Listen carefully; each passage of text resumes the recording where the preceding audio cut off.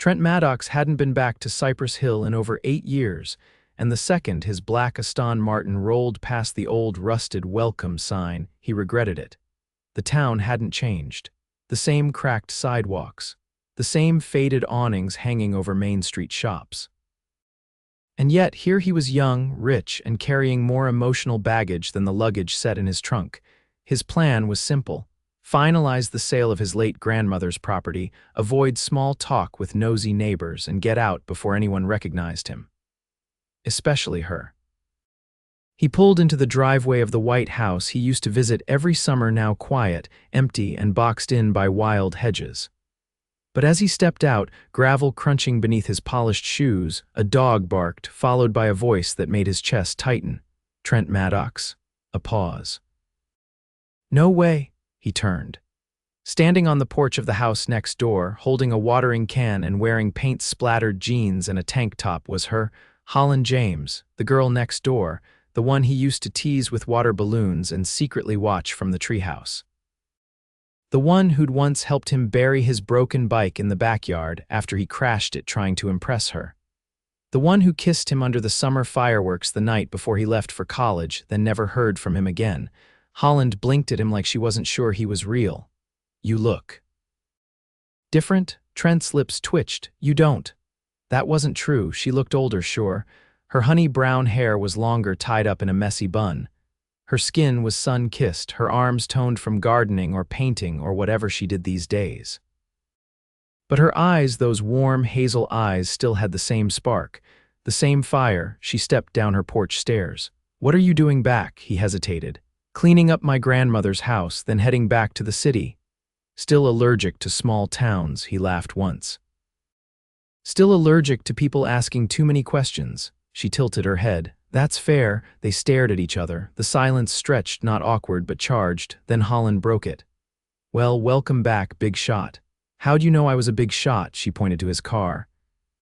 You pulled up in a car that costs more than my house. I could say the same thing about your watering can, he said dryly. She rolled her eyes and turned toward her porch. You hungry? He blinked. What? I was about to make grilled cheese. I make a mean grilled cheese. You want one? He hesitated. Trent Maddox, who spent his nights eating at Michelin-starred restaurants in Manhattan, who hadn't touched white bread in years, nodded. Yeah, sure. Her house hadn't changed much either. Still smelled like lemon and vanilla. Still had that creaky floorboard near the hallway, but the walls were covered in paintings, some abstract, some landscapes. He paused in front of one, bold, vibrant strokes of a summer sky. You painted this? He asked. Holland glanced over from the stove. Yeah, it's good. Thanks. I sell a few here and there, mostly online stuff. Teaches me patience. You always had that, he said without thinking. She froze for a second, then flipped the sandwich. They sat at the small kitchen table and he bit into the grilled cheese. It was perfect. Crunchy outside, gooey inside. So, she said after a moment, New York? Yeah, and you're, what, a stockbroker or something? He shook his head. I started a software company after college. We sold to a bigger firm 2 years ago. Her brows lifted. Like, sold, he shrugged. Yeah. Couple $100 million. Holland coughed into her sandwich. What? Trent sipped the lemonade she'd poured. I'm still involved, but I've got time now to come back here. He didn't answer. She studied him. You look tired. I am. Why? He looked at her. Because I've had everything I thought I wanted, and none of it feels like anything. The words left his mouth before he even realized he'd said them. Holland didn't flinch. She just looked at him, really looked at him, and said, Then maybe you didn't want the right things. Later, he stood on the porch of his grandmother's house, watching the moon rise over the trees. The air smelled like pine and fresh-cut grass. A sound came from the porch next door. She was out there too, he called over. Why are you still here? Holland leaned against her railing. Because I like it here. You never wanted to leave. I did. But then I realized I didn't need to go somewhere else to build something good. He stared at her. You always make things sound simple. They are, she said. You're the one who makes them complicated. They looked at each other across the yard, and just like that, it felt like the summers they used to share, fireflies, laughter, whispered dreams. I'm staying for a week, he said quietly. Maybe 2, she nodded slowly. Then I guess I'll see you around, city boy, he smiled, and for the first time in years he didn't feel like running. Trent didn't sleep much that night. The old house was too quiet, and the mattress in his childhood room sagged in all the wrong places. He ended up sitting by the window until dawn, watching the mist roll off the trees behind the backyard. By mid-morning, he was elbow-deep in dusty boxes in the attic, sorting through photo albums and brittle newspaper clippings. The scent of old paper and cedar filled the air, grounding him in a way the penthouse in Tribeca never could. A soft knock echoed from downstairs. He climbed down, brushing dust from his arms as he opened the front door. Holland stood there with a paint can in one hand and a roller in the other. She was wearing overalls and a faded t-shirt with a logo he didn't recognize. A few strands of hair had slipped loose from her braid, and her cheeks were streaked with white primer. "I need a second set of arms," she said without preamble. "My studio ceiling's peeling and my ladder's older than your car." He leaned against the frame. "You're assuming I'm good with manual labor. You owe me for the sandwich." He raised an eyebrow. "That's one expensive grilled cheese." "No," she said, pushing past him. "That's interest on 8 years of silence." There it was. Not bitter, just honest. He followed her across the yard. Her house was brighter inside than he remembered. The front room had been converted into a studio, with canvases leaning against the walls and drop cloths covering the floor. The ceiling above was cracked in a jagged line, flaking in wide patches. She set the supplies down and looked over her shoulder. "You scared of heights?" "Only when I'm not being paid for them," he said, reaching for the roller. They worked in rhythm. She held the ladder while he scraped and patched. Every now and then, she'd hand him a brush or wipe paint from his fingers without comment. There was no music, just the sound of bristles against drywall and the occasional scrape of metal. After a while, she stepped back, arms crossed. "You're better at this than I thought." Trent lowered the roller. "I'm a fast learner, still hate losing." He gave her a sideways glance. "Still hate letting people win on purpose." She grinned, but didn't answer. Instead, she walked to the corner and lifted a canvas. It was unfinished, a lakeside scene with a single empty dock stretching into the water. "I started this the summer you left," she said. "Couldn't figure out what was missing." He studied the painting. "It's not empty, it's waiting." She looked at him, surprised. "I used to sit on a dock like that," he said. "Whenever I didn't want to go home, felt like it knew something I didn't." "When you were a kid?" "No, when I was 17. They stood there for a moment, the air between them shifting. Holland broke it. "You want coffee?" "I've got cold brew in the fridge." He followed her into the kitchen. It was cluttered but warm.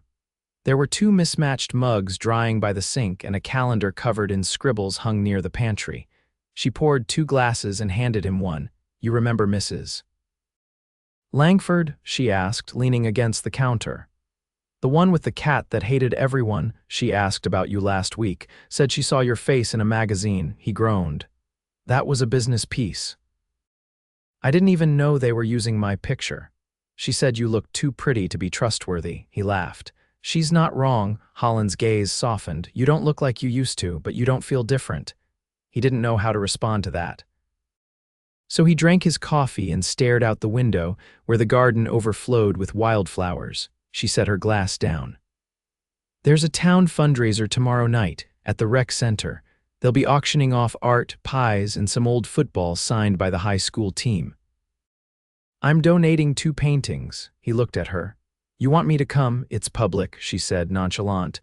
"But it'd be nice to have someone help me carry stuff." He nodded slowly. "Then I'll carry stuff." She gave him a small smile. "I'll pick you up at 6.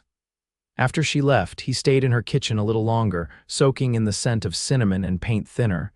It was strange how quickly something could start to feel familiar again. Back at the house, he opened another box in the attic. This one held a stack of letters tied with ribbon. His grandmother's neat handwriting filled every page, to neighbors, to friends, to him. He hadn't known she'd written all these years. He opened the one on top. "Trent, I hope you're still chasing whatever it is you need to chase. But remember, the best things never run. They wait." He folded the letter carefully and set it aside. The clock ticked on the wall, soft and steady. For the first time since he'd arrived, he didn't feel like he was counting the days until he could leave. The rec center smelled like cinnamon rolls and floor wax. Fluorescent lights buzzed above folding tables lined with auction items, paintings, homemade quilts, mason jars of pickled okra, and a pecan pie that already had a bidding war brewing around it. Trent kept his hands in the pockets of his charcoal blazer, feeling out of place among the flannel shirts and potluck chatter. Holland, on the other hand, moved through the crowd like she belonged to every person in it. She greeted people by name, laughed easily, and introduced him only when she had to. "This is Trent," she said once as she handed over one of her paintings to the auction coordinator. "He's helping me carry things." No last name, no job title, no mention of his net worth. He liked that. Holland's paintings were displayed on easels near the stage. One was a moody seascape. The other showed a child leaping into a lake, knees tucked, water exploding around him. The joy in it was so vivid it pulled Trent forward. "That one yours?" he asked, nodding toward the lake painting. "Only the brushwork," she said. "The memory's his." He stared at it, the curve of the dock, the blur of summer trees. "That's me." She didn't say anything, but her expression said enough. A voice from behind interrupted them. "Well, if it isn't the Maddox boy." Trent turned to see a heavyset man with a salt and pepper beard and a sheriff's badge pinned to his chest. "Sheriff Danner," Trent said, extending a hand. The man ignored it. "Last time I saw you, you were driving a beat-up Bronco and raising hell behind the diner." Holland pressed her lips together like she was trying not to laugh. "Some things change," Trent said evenly. "Some don't," Danner replied. "You here to stir things up again?" "No," Trent said. "Just tying up old ends." The sheriff's gaze moved to Holland. "You keeping him out of trouble?" "I'll try," she said, her voice light. Danner grunted and moved on. Trent let out a breath and leaned toward her. "Does he always do the small-town intimidation welcome?" "You're lucky that was the polite version." The auction began shortly after. Holland's paintings were called up toward the middle. Trent watched from the back as the bids climbed higher than he expected. Her work clearly had a following here. When the child lake painting hit the block, Trent raised his hand without hesitation. The auctioneer called out numbers, pointing across the room. Another hand went up, then a third. The price kept rising. Trent didn't flinch. When the final number was called, he nodded once. Holland approached him after the applause. "You didn't have to do that." "I wanted to," he said. "That painting already belonged to me. You just didn't charge me for it the first time." She looked like she wanted to argue, but didn't. "You'll have to come pick it up from my studio," she said instead. "I'll bring coffee." She hesitated. "All right, but none of that fancy stuff with foam animals." "I'll bring black coffee and a kvass so dry it tastes like punishment." That earned a laugh. "Now you're learning." Outside, the night was cooler than expected.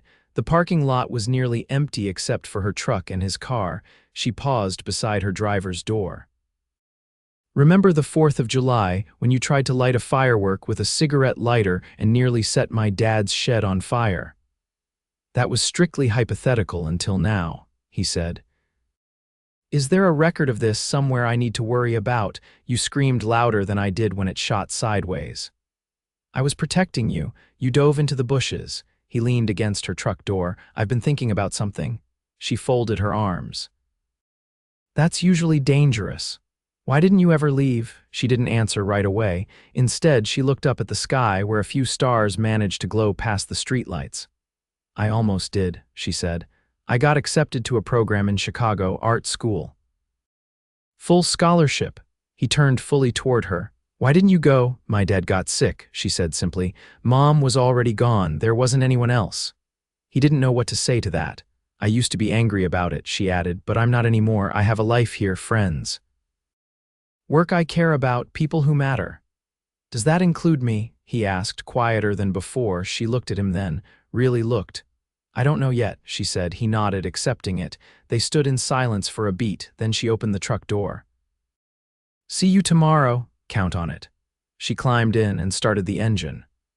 As she pulled away, he stayed where he was, watching until her taillights disappeared. Back at the house, he set the lake painting against the wall in the living room. It looked strange there too alive for the dusty wallpaper and creaking floors, but he left it where it was. He sat on the couch, arms resting on his knees, and stared at it for a long time. He didn't recognize the man who had walked out of this town years ago. But the boy in the painting, wild, laughing, midair, that boy was still somewhere inside him. And maybe, just maybe, Holland still saw him. The studio smelled like varnish and coffee when Trent stepped inside the next morning. Holland was bent over a new canvas, brush in hand, her brow furrowed in concentration. Light from the tall windows spilled across her cheekbones and over the half-finished painting behind her, an orchard at dusk, all golden haze and long shadows. "I brought the driest kvass I could find," he said, holding up the brown paper bag. She didn't look up. "Then I hope you also brought a dentist." He set the bag down on a nearby bench. "I didn't know you painted in the mornings." "I don't tell you everything," she said, dabbing a streak of burnt umber across the canvas. "Yet," he said quietly. She glanced at him then, something unreadable in her eyes. "You're still here." "I said I'd come back. I didn't mean today." "I meant in general." He took a step closer, standing behind her now. "I was supposed to leave yesterday," she paused. "And I watched the sun come up from the back porch. I didn't want to miss it, not from here." Her brush froze mid-stroke. "I haven't felt like I was in the right place in a long time," he said. "But you made this town matter again." She didn't answer. Instead, she dipped the brush into a jar of water and wiped it clean. "I'm not some puzzle you solve in a week, Trent." "I don't want to solve you," he said. "I want to understand you, and maybe if you let me, I want to be part of whatever life you've built here." She stared at the canvas for a long moment, then finally turned to him. "Why now? I don't have some tragic epiphany," he said. "I just know that all the things I thought would make me happy didn't. And I remembered how I used to feel around you, not like I had to prove anything, not like I was chasing something, just real." Holland leaned against the edge of the work table, arms crossed. "You think that's enough?" "No," he said, "but it's a start." A long silence stretched between them, filled only by the ticking of the studio's old wall clock. "You said you didn't want the painting for the art," she finally said. "You said it already belonged to you." "I meant it." "Then hang it somewhere you'll see it every morning," she said, "in a place that actually feels like home." He reached into his coat pocket and pulled out a folded envelope. "This is the deed to my grandmother's house. I changed my mind about selling it." Her eyes widened. "You're keeping it?" "I'm restoring it," he said. "Found a preservation team out of Charlottesville. They start next month. I want to rebuild it right." She didn't say anything at first, just blinked slowly as if recalibrating. "I'm not asking you to fall into my life," he said. "I'm asking if I can be part of yours." Holland stepped toward him, her expression unreadable. "I've spent a long time building something solid. Something mine, I know. And I don't want someone who's going to disappear the second something shinier comes along. I won't. You already did once," he inhaled. "Then let me prove to you I've changed." She studied him, eyes flicking over every inch of him as though searching for cracks in his words. Then, slowly, she reached for his hand. "I don't need grand gestures, Trent. I know. I need someone who shows up, even when it's inconvenient. Even when it's quiet." "I'm here," he said. "For how long?" "As long as you'll have me." She didn't let go of his hand. Instead, she stepped in, close enough that he could smell the faint trace of paint on her skin and something soft and citrusy in her hair. "When we kissed under those fireworks," she said, "I thought maybe that was just a story I'd tell myself later, about something that almost happened." "I thought about it every year," he said. "Every single one." She leaned up then and kissed him, no hesitation, no ceremony. It was warm and full of everything they hadn't said. When she pulled back, her forehead rested against his. "I don't want almost any more," she whispered. "Neither do I." They stood in the soft morning light, wrapped in a stillness that had nothing to do with silence. Outside, the town stirred to life. Birds called from the trees, and wind tugged gently at the studio's open window. Later that afternoon, he walked her through the house he'd once nearly abandoned. The kitchen still had the old tile countertops, but the plans he'd drawn up on graph paper were stretched across the table: new beams, open windows, a studio space in the back. She traced a line along the penciled-in porch. "This could be good." "I don't want it if it's not with you." She looked up at him, eyes softer now. "I'll help you pick the paint colors," she said, "even the ugly ones, especially the ugly ones." They laughed, and it felt like the final lock turning. Weeks passed. The work began. He stayed, and each day they found a new way to belong to one another, not through declarations, but through little things. Coffee left on the porch rail, a paintbrush tucked into his back pocket, dinner burned to charcoal because they got distracted, dancing in the kitchen. One evening, as summer leaned into fall, Trent stood on the rebuilt porch as Holland came up the steps with a paint-splattered envelope in hand. "What's that?" he asked. She opened it and pulled out a sketch, charcoal, bold strokes, the orchard, the house, and the two of them silhouetted. "It's not finished," she said. "It's perfect." "I thought we'd hang it here," she said, "right over the fireplace." He looked at the drawing, then at her. "You know what I never expected?" "What?" You're the one thing I never planned for. And the only thing that's ever made sense." She leaned into him, her hand slipping into his. "You came back. I didn't know I was coming home." They stood there, framed by the house that was slowly becoming theirs, the trees whispering in the breeze behind them. And for the first time in years, everything was exactly where it belonged. The first frost came earlier than expected, dusting the shingles of the house in a soft sheen of silver. Trent stood barefoot in the kitchen, sleeves rolled up, whisking eggs in a ceramic bowl while Holland leaned against the doorway, arms folded, watching him with a look he hadn't seen before, something gentle and rooted like certainty. "You cook now?" she asked, tilting her head. "I've been watching online videos," he replied. "Apparently you're supposed to salt as you go. I've probably oversalted everything." "You're the only man I've ever seen beat eggs in a $1,000 watch." He looked down. It was a gift from someone in a past life. She stepped closer. "You still wear it." "I wear it because it reminds me how far away that life feels now." She slid into the chair at the small breakfast table, which had once belonged to his grandmother, now sanded and refinished until the wood gleamed like honey. "Do you miss it?" He set the bowl down. "The city," she nodded. "Sometimes. The noise, the speed, but it feels like I'm remembering someone else's memories." "Does that scare you?" "No," he said. "It feels like I finally stepped into my own." She reached for a slice of apple on the plate between them. "Good answer." They ate in the quiet, the only sound the occasional creak of the floorboards as the house settled around them. The renovation was nearly complete. What had once been a crumbling relic of Trent's childhood had become something new, not polished or perfect, but filled with life. Later that afternoon, they drove to the edge of town where a small orchard bordered the river. Holland brought her sketchbook, and Trent carried a thermos of coffee. They sat under a sycamore tree, her legs stretched across his lap as she sketched with slow, deliberate lines. "You ever think about what we'd be doing if I hadn't come back?" he asked. She didn't pause her drawing. "I don't think about that." "Why not?" "Because it doesn't matter. You did come back." He was quiet for a minute, then touched the edge of her notebook. "You've changed me." She looked up. "You changed yourself. I just gave you a place to land." "I want to ask you something," he said, his voice low. She closed the sketchbook slowly and set it aside. "You're not about to ruin this moment with something dramatic, are you?" "Possibly." He reached into his coat pocket and pulled out a small velvet box. Her breath caught, but she didn't move. "I don't want a different life," he said. "I don't want to leave again.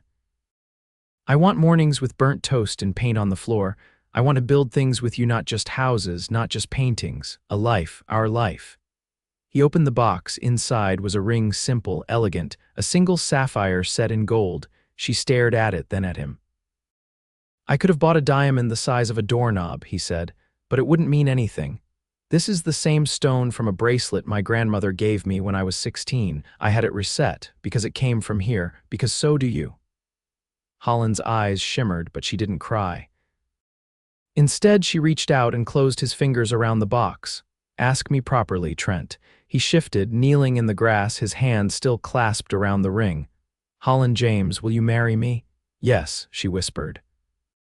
"Yes, I will." He stood, and she pulled him into a kiss that tasted like coffee and autumn wind and every promise they'd never made before but now would. They didn't go back to the house right away.